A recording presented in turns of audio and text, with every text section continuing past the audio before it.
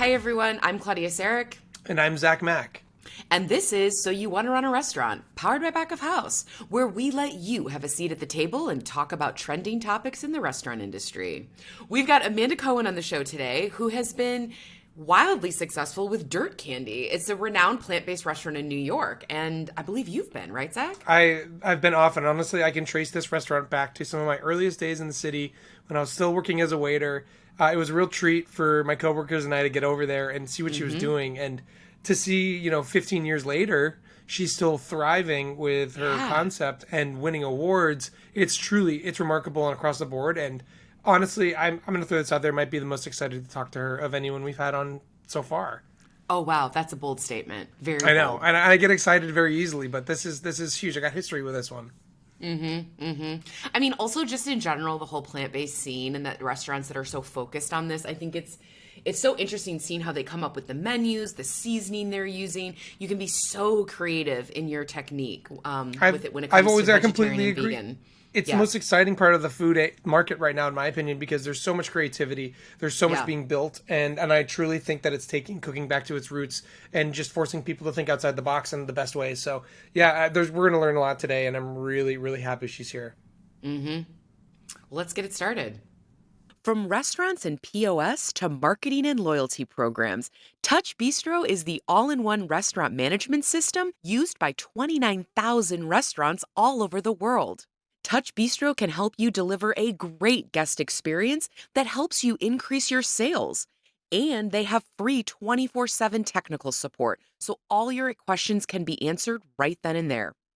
For a limited time, new customers who purchase Touch Bistro point of sale get their first 2 months completely free. Visit backofhouse.io/Touch Bistro and get started for free today. All right. Well, Amanda, we're so excited to have you on the show to talk about Dirt Candy and all of your success in the industry. Thank you so much for joining us today. Thank you so much for having me. Yeah, Amanda, I'm personally also very excited to talk to you because you basically opened up right around the time I first moved to New York City. When I was working in restaurants as a fledgling little waiter before I had a place of my own, and we would go over. You were blocks away from a little wine bar that I worked at over on 4th Street, and we would leave our shift and we would go, or we would try to meet before shift to come and eat at your place. So it's just great to be talking to you. It's like a full-time work for me. Right. I'll be able to gush about you as we go on here. I'm very happy to be talking to you, but I actually realized that for a lot of people listening, they may never have heard of you, unfortunately. But we also like to kick this off with the basics and the groundwork. How did you come to be in the hospitality business? What brought you into the food world? I had graduated from university, and I've sort of been traveling around the world, mostly in Asia. And I really didn't know what I wanted to do, except that I wanted to keep traveling. But I needed a skill to pay for that traveling, because sadly it wasn't free. And the only thing I really liked to do and thought that, I would, I sort of enjoy doing as I was living this carefree lifestyle that I thought I was going to have was to cook. So I came back to the city, went to cooking school, and then ended up sort of sticking here and not traveling very much for a few years.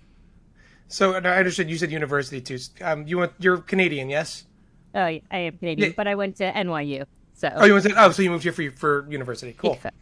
That's a good reason to a lot of people kind of get that travel bug and then end up in the culinary world. It happened to me. But I was just also wondering, Dirt Candy is part of the reason we're talking to you here today. I personally remember when it opened up in 2008 that it was seen as very groundbreaking. And outside of the luck of being so close to it and being able to appreciate it, it seems like it's not lost any of that kind of like core value.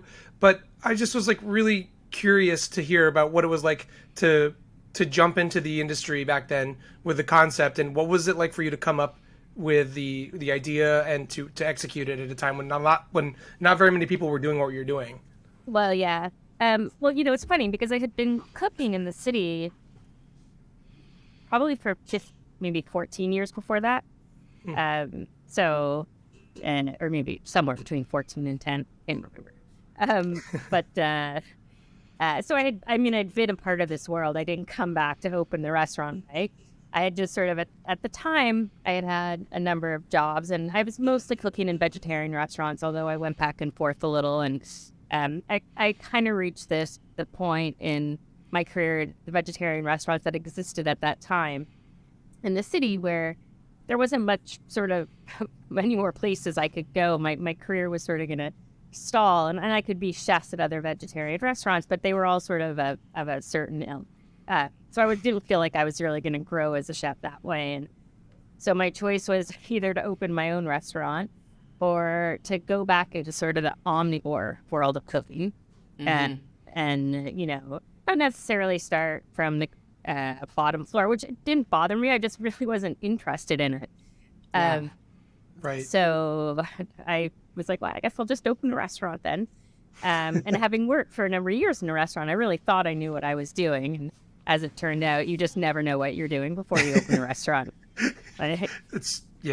True words never spoken. True. So Dirt Candy is vegetarian, not vegan. Is that correct? It's both. Okay. Whatever you want it to be. Okay, got it. I wanted to know how the menu, how you kind of started thinking about the menu and how you use some of the, should I say, like the omnivore dishes to create them into these vegetarian, vegan deliciousness. I mean, we basically have two versions of every dish. So if we can, we try to keep as much vegan in a dish as possible so we don't overtax the kitchen. But if we have to, we'll run two exact same dishes. One's vegan, one's vegetarian. It just seemed when I opened, and I'm not vegan. I'm not even vegetarian, but I'm definitely not vegan. It just seemed sad to sort of lose a huge portion of that community, and a community that had really supported me along the way, because that's where I had cooked for many years. Yeah. I find that you can get really creative, though, with the vegetarian and vegan dishes. Like, there's such a use of, like, different kinds of spices and the way you cook. I mean, we've got Bloom in Chicago, which I'm obsessed with. It's the vegan restaurant, and it's so delicious. And, I mean, you could walk in there, and if you're not vegan or vegetarian, you would never know. It's so good. So I love that there's this exploratory phase that you can go with the cooking and the menu. Yeah, I mean, as it turns out, I really like vegetables, and they're sort of perfect for me to be creative. I wouldn't know what to do. Like, what I can do with a carrot, I wouldn't know how to do that with a steak. Like, I just wouldn't. I mean, the poor steak. A lot of trial and error.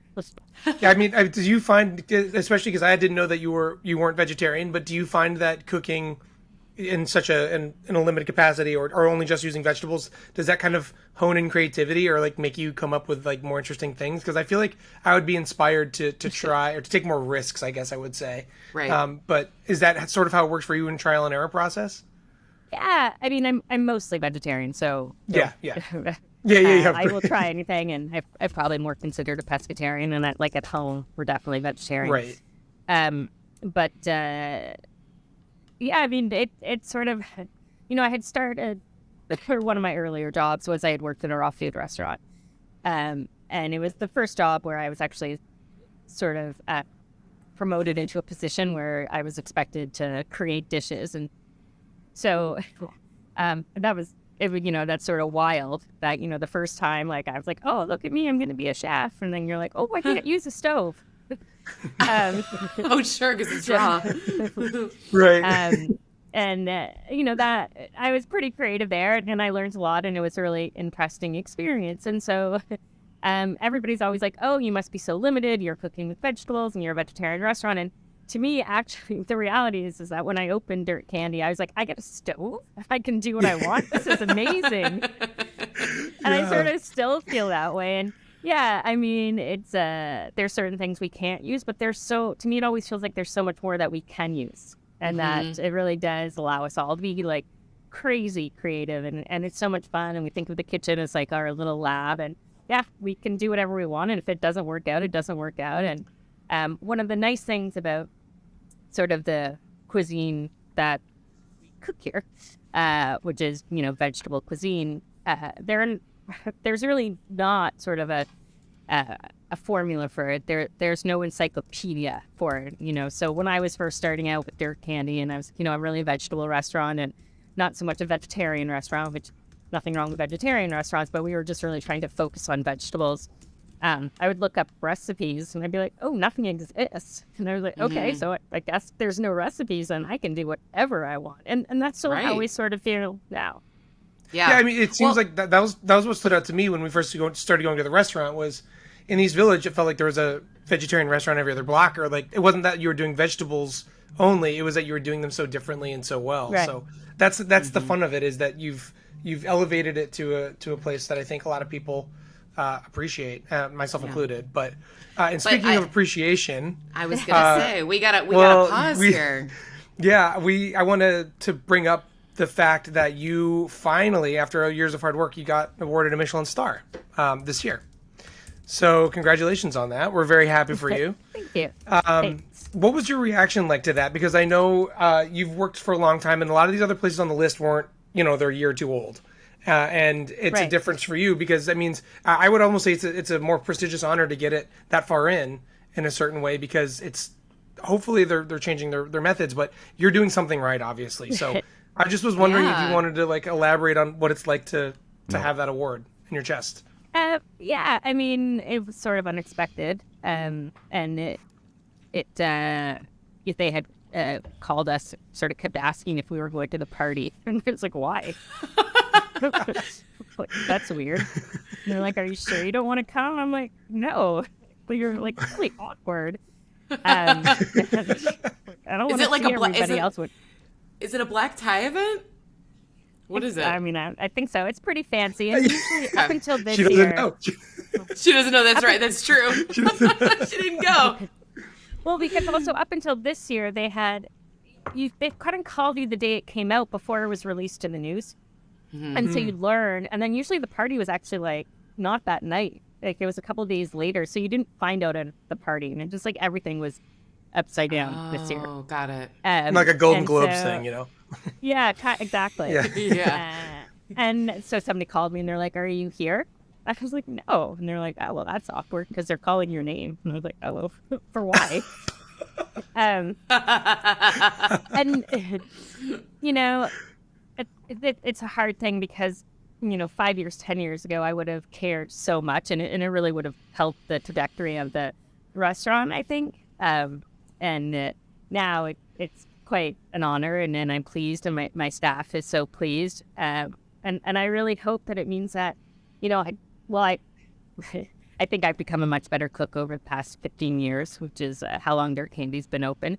I still think we were a really great restaurant to begin with. And certainly once we left the little space and moved into the big space, I think we were as competitive and as good as lots of other restaurants in the city. And it's really nice to see Michelin catching up with us. We're not catching up with Michelin. I really feel that, this is sort of Michelin opening its boundaries and guidelines and saying, hey, yeah, more vegetarian restaurants and more female chefs, or, let's see who else is out there who's cooking at the level that these other restaurants are. Yeah, so, I like that. They're catching up to us. We're not catching up to them. I like that. Yeah, very well said. Yeah. So I also want to talk about the plant-based burger concept that you're involved in. Is it Leica Burger? Did I say that right? Leica. Leica. You gave it a really good shot, though. Okay, thank you. So I just saw they're doing some expansion right now. Tell us what that's been like. I know it first launched just before the pandemic, if I'm not mistaken. So talk to us a little bit about that. Yeah, I mean, talk about bad timing. I didn't feel actually, when I first opened the smaller restaurant, it was like October 29th, 2008, which was like one of the worst days. And like, the recession started. So, then Leica opened, literally right before the pandemic sort of got it full swing. It's been tough. It's in a particularly difficult location. It's in Tribeca, so it's really dependent on office workers, and they haven't really quite come back yet. So. But it's been fun, and we've expanded to a space uptown called Urban Space, like one of those food halls, and there's probably some more expansions on the way. And it's nice to get into that fast casual field, and it's very different than the fine dining world. Yeah. Did you actually help develop the recipe for the burger itself, and is it on the menu as well at Dirt Candy, or is it just its own thing? I did develop it. All the recipes that are there are mine, but it's not at Dirt Candy. Every once in a while, we'll do like a special crossover. Yeah. But in general, that's where you can find it. Excellent. Cool. Well, okay, so I want to talk about tipping because I know that you eliminated tipping in your restaurant in 2015, which I feel like, I mean, on this show as well, it continues to be a really big topic around the country. Can you talk to us a little bit about the thought behind that and what advice you'd give to other restaurants thinking about potentially taking that step for their workers as well? Yeah. So what had happened was I had my smaller restaurant and I was looking for a cook. And we'd always gotten a lot of applicants because we were sort of really the only fine dining vegetarian restaurant. And, there's a lot of press about us. We also just needed, it wasn't that big. It's not like I was trying to staff a kitchen of 20 over and over again. Right. And honestly, I put this ad out and nobody applied. And I was like, what's happening? And finally, we put it out again, and one person walked in, and they were like, "I have no experience," and I was like, "Great, you're hired." But Lucky it day. started really it started I had this panic attack because what am I gonna do? Nobody seems to want to work for me. There's no cooks out there, and I just had signed the lease on this place basically, and I was like, and I need to staff a kitchen with at least 15 to 20 people. I cannot. It's not like my little Dirt Candy where I can do it with a prep cook and a line cook. We really need a staff now. Right. And so I was like, okay, well, where are all the cooks? And I sort of had this realization cooks were sort of really leaving the city for other great food cities that hadn't, pre sort of the 2000s, I think you didn't really need to, you had to have New York on your resume if you wanted to be considered a great chef. You had to at least come and work in some New York restaurants, and then you could go elsewhere. There was a couple of other cities in the States that were like that. And then all these cities became great food cities. So you didn't have to have New York anymore.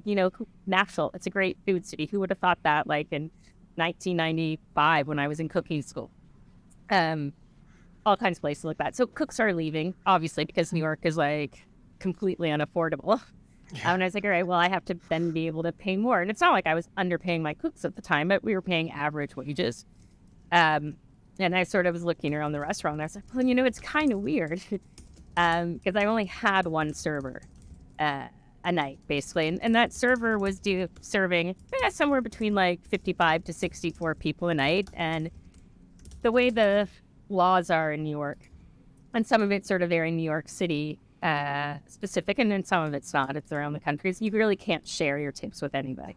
Yeah. So even though my dishwashers and it's a law, right? So yeah, it's a law. Yeah. You cannot. There's no no matter how you're paying, if they're on the tip credit, not tip credit, it's just you absolutely cannot. And there's New York lawsuits City. that people. I mean, there was a whole phase of the lawsuits coming out about it. That was constantly. Yeah. But even those lawsuits, some of it was just people misunderstanding the law because they're really convoluted. Yeah. So my server was going home with sometimes $600, $700 a night, and my cooks were going home with $150. Oh wow! And very special situation because of how small the restaurant was. But I was like, this is ridiculous. There's so much money here, and I don't want to take away $600 from my server. I want to take away $100. But because if I split that between the two people who are working at night, that's $50 extra. That's a huge amount for them. Oh yeah. Without not affecting my server. So I wasn't trying to punish my server. I was just trying to sort of share the wealth. Obviously, I couldn't do it like that. And so legally, the only way was to sort of take back how my servers were paid. Because right now, under sort of the tipping system, your customers are basically your payroll. They are paying your staff for you. They're your HR department. You're not. Your staff don't really work for you, your front of house. They work for them. You're not paying them the bulk of their salary. Yeah. And I kind of thought that was ridiculous. And the more I sort of went into the history and the system of tipping, and it's to me, it's a pretty awful system. It's just filled with all these. It can be so unsafe, so racist. It's so sexist. It's definitely not sort of the most equal system across the board, and you don't want to participate in it. So when we opened this restaurant, we just didn't have tipping anymore. We It took us a while to get to the exact right system, but now everything's just folded in. You get one bill. You don't have, there's not even a line for you to tip, and it works. My back of house gets paid much higher than I think industry standard. They're $28 an hour to start. And Wow, that's then great. yeah, and then my front of house, so I don't actually have a problem with finding staff. Yeah. That's great. And then my front of house is about $32. Sometimes they have no experience. They'll start off just a little lower as a server assistant, but they can get up to 32 pretty quickly. And, for some people, it's their first job and they're really excited to make that much money. And for some people, they're sort of like veterans of the industry and they're pretty excited not to, have to worry. They're like, there's so much financial stability. And, Dirt Candy's a pretty busy restaurant. We basically always do the same number every night, somewhere between like 90 to 100. And the day after Thanksgiving, it was rainy, it was miserable, or maybe the second day after Thanksgiving, and the Tuesday, Wednesday, and we weren't busy. Like we only ended up doing like 75. And if you were in a normal restaurant, that would actually be a huge part of your salary as a server. Like you'd be like, great, well, I didn't have my like busy night. And instead you're making the exact same, like rain, blizzard, hail, tornado. Like if you come to work, you're going to get, you're getting money. Yeah. Yeah. But what a nice culture you've created there around that. I feel like it's like when your servers are more relaxed, they're able to deliver, I would imagine an even better service because it's like, hey, like I'm really enjoying it. I feel like I'm supported by my organization and my boss. I think it's great. Well, actually, yeah, I was wondering too, because you said it's a lot of places you were leading the charge on this in a big way when you first made this decision. But a lot of people who were similar to you have backtracked since. And I'm really curious because it sounds like you are someone who really appreciates her staff and who really values their input. Is this sort of like a collaborative? Like, do you feel feedback on how the system works, or like any changes you have to make, or how is it that you've been able to stick this out when a lot of other places haven't? Because you're clearly doing something right. I just couldn't even imagine going back. It would just look so bad. So I'm in it no matter what happens, successful or not successful. One, I do have a staff that really believes in it too, and that's the staff who I want to have work for me. I don't. Sort of after the pandemic, I was mid-pandemic and coming in out of it, I was like, I don't want to have just bodies here. Like, I'm here too much and all of us are here too much. And I know this is just a job for people, and that's fine. I don't expect this to be other people's life, but I'd like them to want to be here and to want to work for me and to sort of be working towards the same goals that we have as the restaurant. And so that makes it much easier. One of the things that happens when you go to, tipping is, and it's unfortunate, is that there's not, there was this real momentum and it stopped. And partially it's because it's a really, really expensive system. So I don't fault anybody for giving up on it. Your payroll taxes are huge. So much more than you think, right? Because all of a sudden you're getting taxed on your workers' tips, where beforehand all your insurance is much higher because the tip wages were never considered revenue. Now it's all revenue. And so there's these hidden costs. And it does feel like, in a way, like I feel sometimes like it's a punishment, sort of from like the federal government and the state governments to go no tipping versus, to have tipping. So it's sort of a much bigger question is how does this industry sort of figure out with the laws that are in place to make it a system that actually works? Because most restaurateurs I know who are like, oh my God, we have to have tipping. They just want to figure out a way that it makes sort of financial sense for them. And it doesn't really right now because the laws are so against you. But if we could, change those laws, I really truly believe so many more restaurateurs would come on board. Mm-hmm. Do you find that you also... I'm assuming you don't have a problem with retention, because I feel like that's also, it's hiring's one thing and then retaining's another. Yeah. I would imagine that your workers stick around for a while. Sometimes too long. No.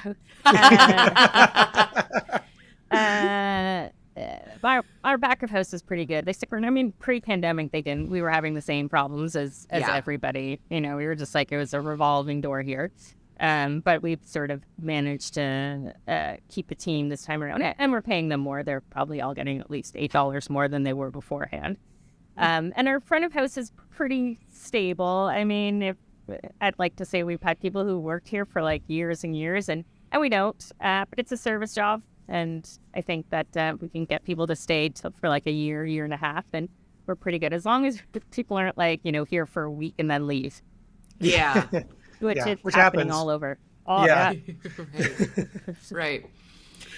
Well, I'd love to talk a little bit about how, like, the operations side and the technology side. We're powered by back of house, which is very focused on the tech side of restaurants. So I'd love to hear a little bit about your approach to technology in your restaurants. And I'm sure that there's a difference between how Dirt Candy is run versus QSR and the burger place that you have as well. Yeah, I mean, we're not that interesting. We have a POS handheld system, and we're pretty simple here. It's a really small operation, both of them, so it's not Small meaning simple too, though, right? It probably doesn't needlessly complicate anything, but yeah. And we have two different systems, and Lekka is, I think, toast, and here we're something else.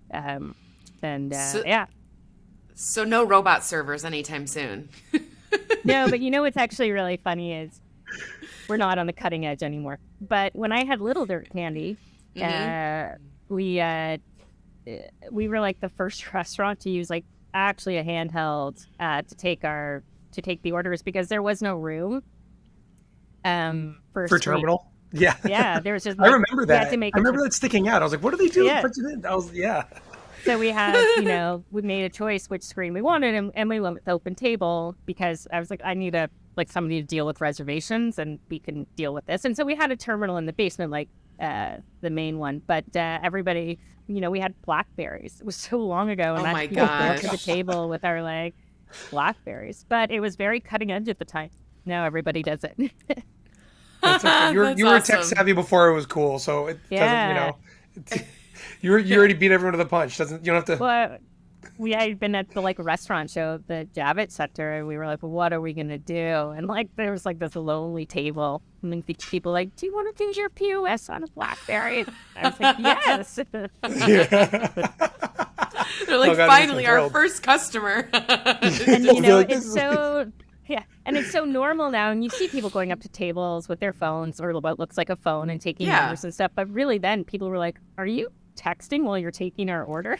Why are you taking your order with my stylist?" Oh yeah. Right. It's like when you sit in meetings and you're on your phone taking notes, and Yeah. everyone thinks you're texting. It's like, no, I'm actually just like note taking. But Yeah, no, that's funny. exactly. Well, okay. I have a question for you. So, I know technology and stuff aside. Like I said, I've been lucky enough to live near your restaurant since it's been open, even after you moved, and I've always enjoyed a lot of the fun. You've always been able to throw kind of like fun projects out, and like I consume a lot of local food media, and you're always in there because you're doing something else fun. But what I really appreciated was things like I went to university in Canada as well, and you had your Canadian Yeah. pop-ups. That was like Yeah. the only place you could go. You get a Moosehead beer or a killer Bloody Caesar and That's hang right. out and poutine and just have a great time. That shows that, like, obviously you're hearkening to your Canadian heritage, and I love that. But how does that sort of thing, have you seen that helping you out a lot in your journey? Like being able to get creative like that, has it like kind of reinvigorated you? Has it helped your business? Like, is it the sort of thing that you enjoy? Like, I'm just curious because a lot of people who work themselves up to a stature like yours kind of don't want to do stuff like that anymore. But I was thrilled to Right. see that was your thing. Yeah, I mean, I think one of the things with the restaurant is it's not I just miss Canada, so I like having the Canadian bar. But with Also, other too, nights- you throw up a Canadian flag in New York, and people will show up in droves. I tell you right now, know. they love it. We're not a neighborhood restaurant.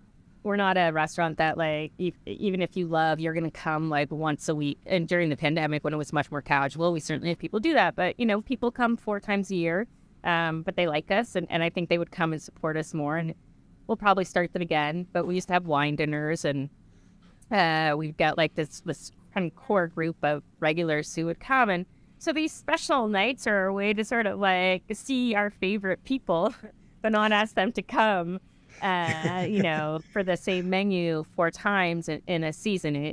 It breaks it up for them. And it's fun for us. It's only 3 months that we do a menu for, but sometimes it can feel incredibly long. So, by the time the end of the third month and you're still cooking the same bowl of kale pasta, you kind of want to, go crazy. So it's a way to engage my cooks. And we usually let them have a lot of a say in what we serve. That's awesome. That's good, yeah. Yeah. So I'd love to talk a little bit more about the future now of plant-based dining in general. So I know that tastes and habits in America have evolved, but in some ways in many ways actually, we're still a very meat-heavy dining culture. So how do you see the plant-based space evolving in the years to come? I think it's going to keep evolving. I think it's a slow road. One of the things don't change overnight. Sort of America's sort of meat focus really came out of after the Depression and after World War II, right? And so it became it's a real symbol status to eat meat every night. And, those generations are slowly changing how they eat, or maybe not eating anymore. I don't know how to put it that delicately, but they're sort of moving out of the core demographic of eaters. So as the next generation comes up and their tastes really sort of take hold, I think that's when you're really going to see it. But, I'm almost 50, and that's sort of how I was raised. My family didn't eat much, but my friends found, having a steak or a piece of meat every night for dinner was really like a big deal. And I think sort of that's going to, it's really a generational thing. And so it takes the time it takes for us to change all those eating habits. Yeah. It is foundational. How about the future of like the plant-based? Do you think we're going to see more of the, I'm thinking of like plant-based seafood or plant-based burger or plant-based chicken varieties. How do you feel about, because I know Beyond Meat's taken a hit recently, but I still feel like the appetite, for lack of a better term, is still there. I mean, I still buy them. So yeah, I mean, those companies, there's so many companies out there doing so many things. Like I get like a couple of samples of different things every week. So it's definitely not slowing down. Yeah. I think probably my guess, and I actually really appreciate these companies working really hard to do this, because to me it's sort of like a gateway food. I like a burger, and I like that Impossible or Beyond Burger. That's not so bad. And so I'll have one of those once a week, and then, maybe I'll try this other veggie burger. And so it's a way for people to keep trying different foods in a way that, a veggie burger for whatever reason, didn't appeal to the mainstream for years. These sort of, meat analogs have really captured the public's fascination, and hopefully that'll sort of, keep changing their eating habits. So yeah, I think they're here to stay. Yeah. I'm looking forward to going an omakase experience that's entirely plant-based one day. I think that'll be... That'll happen. That'll be soon, I feel like. Right? Yeah. I know. Yeah. Maybe I just came up with the next idea. There probably is. There probably is. Yeah, exactly. Well, thank you so much, Amanda. This was great. But before you go, we do a little thing at the end here called the tasting menu, where we ask you really 3 quick questions. First thing that comes to mind. First question, all-time favorite vegetable to eat or to cook with? Onion. I put that in a lot of things too. Yeah. It jazzes up anything. Yeah. Any celebrity sightings in your restaurant that you are excited about? We get lots of celebrity sightings, but I can't talk about them where they don't come back. Oh, that's true. She's a good New Yorker. I know, right? That's a good answer. Man, I wanted to hear about T Swift or something coming into the restaurant. You'll get Justin Trudeau eventually. I feel like he'll be popping through something. Yeah. Yeah, exactly. All right, and obviously we're kicking off the new year here. Any goals for 2023, or what would make 2023 a real success for you? Honestly, just to keep doing what we're doing. That's our goal, is always to get a little bit better the next day. So if we can keep doing that, then I'll be pretty happy. Awesome. Good answer. Oh, cool. I feel Yeah. the same way. If our podcast is still going, that's a successful 2023, right? Exactly. Exactly. Yes. Yeah. We'll have this conversation again in a year, and we'll think back on that. Yeah. Exactly. Well, thank you so much again. I really appreciate the conversation today, and huzzah to plant-based eating. Yeah. Thank you so much, Thanks Amanda. for Yeah. having me. Thanks, everybody. Great. Bye.